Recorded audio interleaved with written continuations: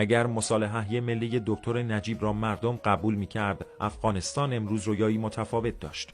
کابل پایتخت دلها و شهر رویاها، هرات شهر علم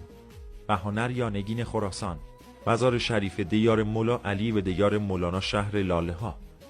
اندهار سرزمین انار و انگور ناب، غزنی عروس شهرها و پایتخت تمدن اسلام،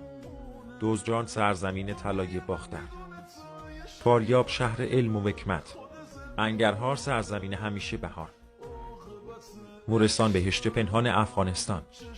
بدخشان سرزمین درد و لاجورد، پنجشیر دره شیران، بامیان شهر صلح و دوستی یا دیار بودا، اندوز شهر حصارهای تسخیر ناپذیر،